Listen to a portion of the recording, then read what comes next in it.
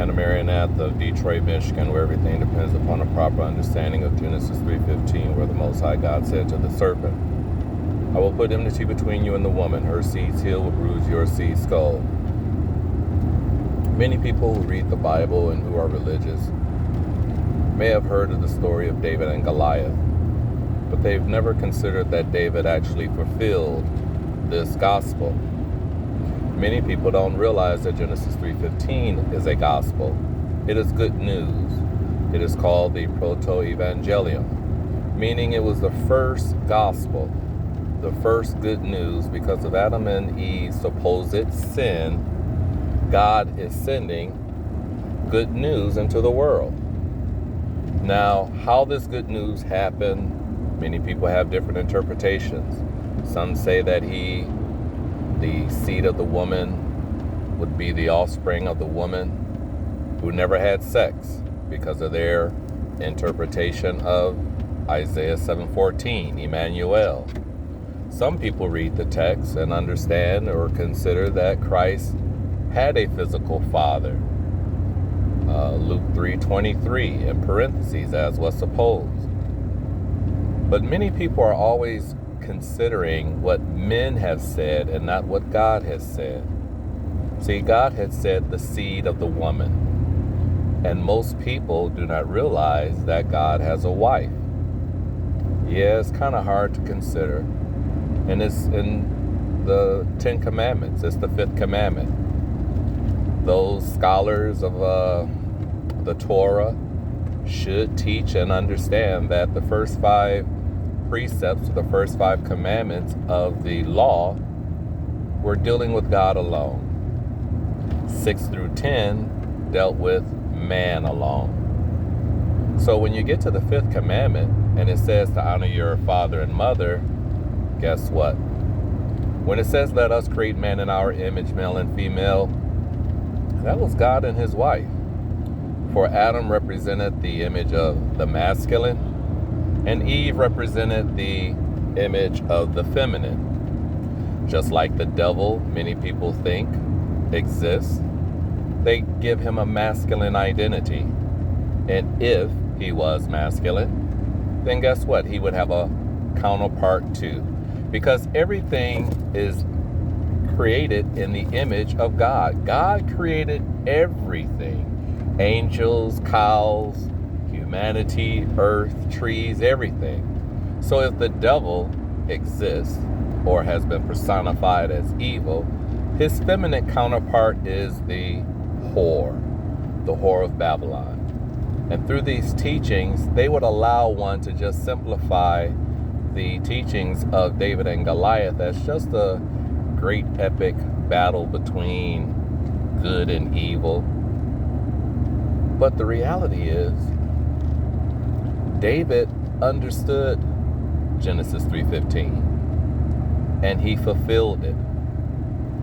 Now, for those who get into the exegesis and eisegesis of the text, this can cause a problem for them not considering and yet alone realizing that David fulfilled the gospel. Because you see, if David fulfilled the gospel by cutting off Goliath's head, 2 Samuel, and he took it to Jerusalem, and then he buried it, and then 1,000 years later, Yeshua was born, and then he's on the cross, or on the tree, the Jewish identity. All 4 gospel writers, the witnesses, they all put Christ at the heel of a skull.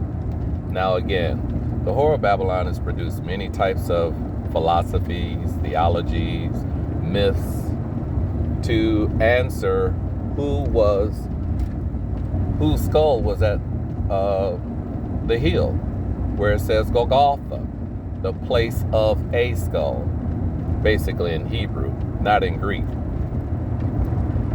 But if it was Golgotha, the place of the skull, the place of the crucifixion, the place of Calvary, which is Latin for cranium, Whose physical, corporeal, historical skull was under the physical, corporeal Christ that was on the cross? When Christ said it is finished, it was finished, and that was what his Father had said in Genesis 3:15. My foot is actually over the skull of the serpent's seed. Now, those who can consider this, and they pour it back into their filter to see if it changes their paradigm of what they think is truth, the problem will arise that, well, if I believe that Christ is a literal historical person, then how do I rationally explain the serpent's seed skull being under the foot? I mean, I can, gloss over it and accept it because it sounds quite clever. But if the seed of the serpent,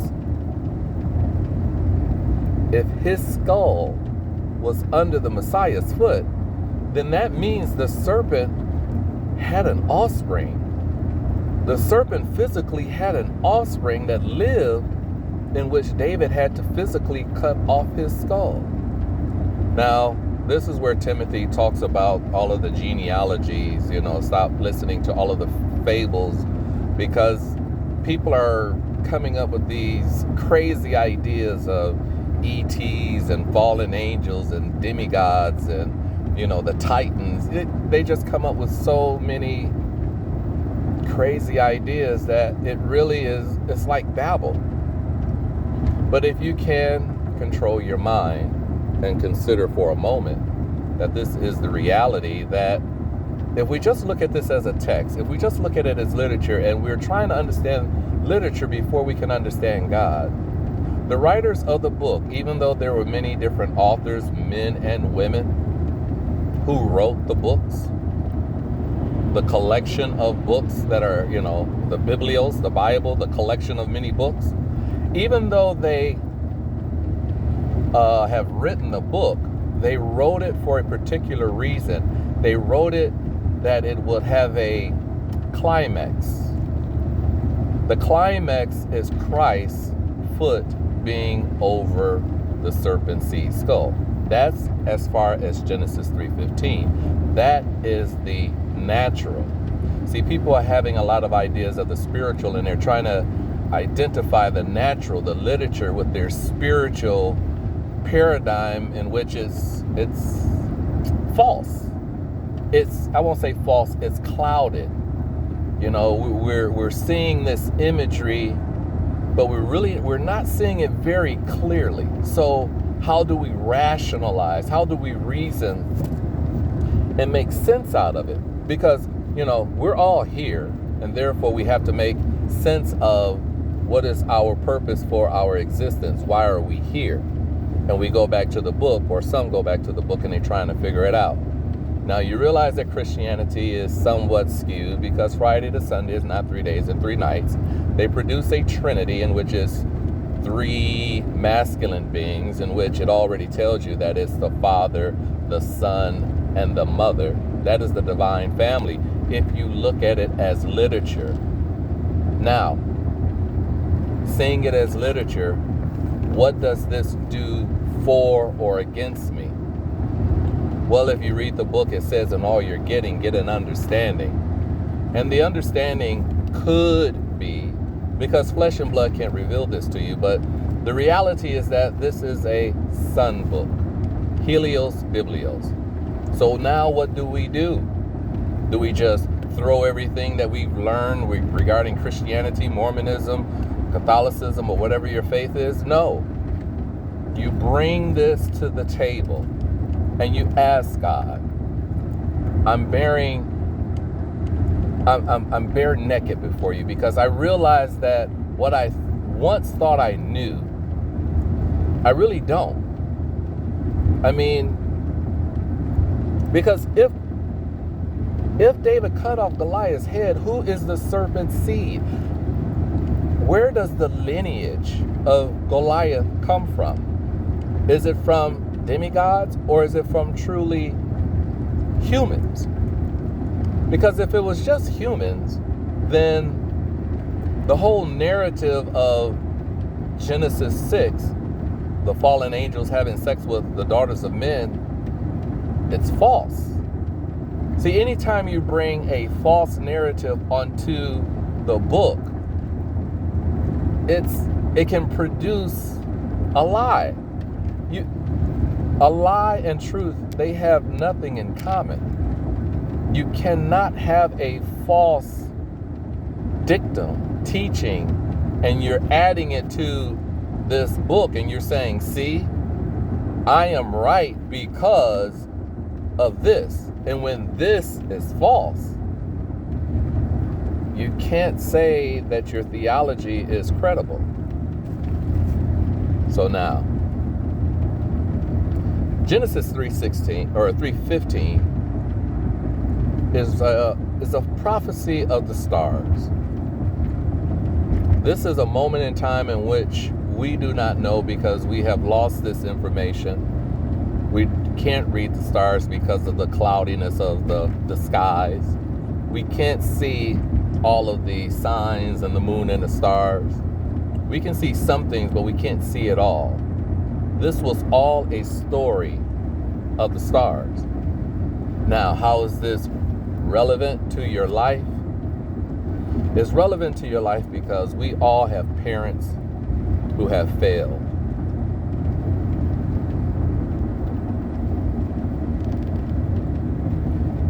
Some parents are greater in some aspects than others, but sometimes parents fail. They don't make the best choices, and they try to teach their children the right way. And in their expression of love, they make mistakes. And the cycle it's repeated and repeated and repeated, and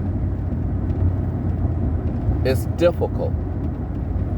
And the Bible can be used as a book to express how you, even though you're not a parent, you're a brother, you're a sister, even if you're an only child, like Christ, or as assumed Christ was, you can find peace in your life. Your heavenly parents understand everything that you have gone through, what you're about to go through, what you have been through, and they are working it out in your life. All you have to do is be still. Sometimes we want to do things. Sometimes we take it upon ourselves to say, I want to be the smartest person in the room because I am studying to show myself approved, and God has revealed to me this spiritual nugget that it will blow everybody else's mind if they would just listen to me. But I don't want to say but, it's knowledge. Everything that we're reading in the books and all of the thoughts that we are creating to better explain the gospel is knowledge. And sometimes knowledge can puff up. I myself am one, I'm guilty. But I always try to put things in its proper perspective to see, what does this have to do with truth? I mean, yeah, I might not be able to handle the truth, but at least if I'm aware of how to get the truth, I'm willing to analyze it and look at it and try to consider it and understand it for its true value. I have to empty out my goat skin and receive the true wine of Christ. And the true wine of Christ is suffering, whether some want to accept that or not. Count it all joy, brothers and sisters, when God puts you through tribulations. Nobody wants to hear that. Everyone wants to be, not everyone, it's just loose terminology, but most people want to be prosperous. Most people want to be happy, like in the days of Noah. But those who are diligently suffering and trying to figure this out, rest assured that you shall be comforted and that you have not been forgotten. we cannot have been forgotten, because you know why? We're still here. I'm having friends die left and right. People who are younger, my age, my peers. And it's like, why? Is it because I've been reading the Bible? And no, it has nothing to do with it. I don't know. All I know is that I'm here and I'm still trying to figure it out.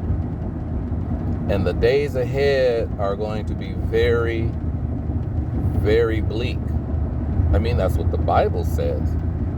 This tribulation that is coming upon us is like nothing that we have never seen before. Now,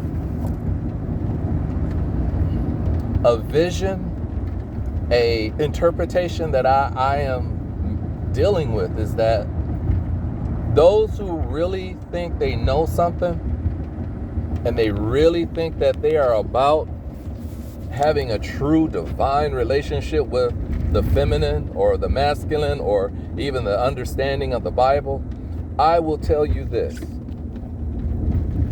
It's not so much of a parable, but just listen, and I hope that you can see what I'm trying to say. Because faith comes by hearing, and hearing the word of God. But what you are hearing, you will see with your eyes. It was said that when the Israelites first came and dealt with the Most High God at the mountain, they heard with their eyes and they heard with their eyes and seen with their ears. Figure it out. Now the story is this. Rachel and Leah. The first wife,